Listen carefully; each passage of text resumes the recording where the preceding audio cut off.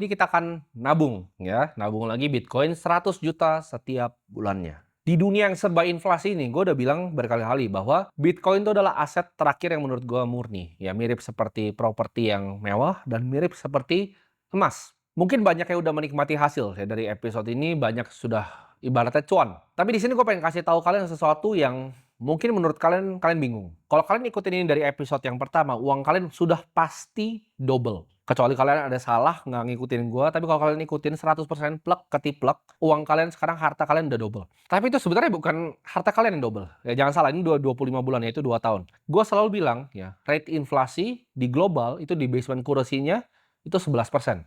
3% tuh inflasi realnya dan 8% tuh uang yang dicetak. Jadi emerging market itu bisa lebih, bisa 15%, 17%, sampai 20%. Jadi kalau lu ngerasa uang lu double, itu bukan uang lu yang double. Tapi lu berhasil membekukan, gua sebutnya economic value lu ke 2 tahun ke depan.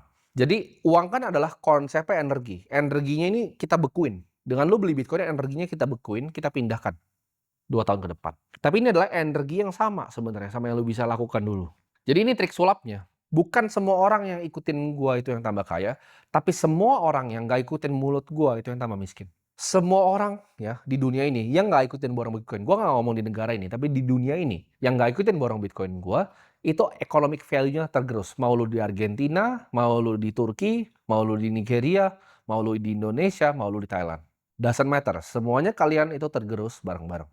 Kalian mungkin lihat selama 4 tahun sampai 5 tahun terakhir, emas itu dalam 2 tahun terakhir itu mengalami kenaikan yang signifikan. Itu juga sama, ya. Emas itu formatnya mirip seperti Bitcoin.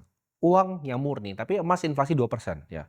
Kalau fiat itu bisa 11 sampai 17%, tergantung lu di negara apa. Emas itu inflasi 2%, karena emas itu bisa ditambang lagi. Kalau kita lihat ya, gue baru kemarin ketemu teman gue, salah satu direksi di bank besar di Brazil, New Bank. Dia cerita, Brazil itu risk free rate-nya itu 14%, teman-teman. Jadi risk free rate itu apa? Itu adalah rate di mana kira-kira itu uang yang tidak bisa beresiko, maksudnya return obligasi biasanya. Indonesia itu ada di angka 6 sampai 7%. Sedangkan Brazil itu 14%. Makanya banyak sekali orang Jepang itu melakukan yang namanya carry trade di sana. Dan 10% dari transaksi remittance di Brazil itu sudah menggunakan USDT, teman-teman.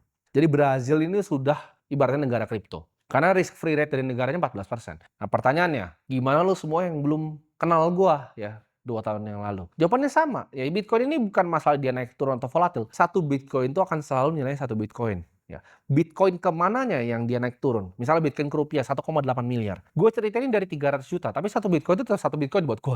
Misalnya, gue punya 100 Bitcoin. Itu akan tetap nilai 100 Bitcoin untuk gue pribadi. Mungkin kalian kalau udah ngikutin 25 episode, kalian baru bener-bener paham nih apa yang gue mengerti tentang Bitcoin.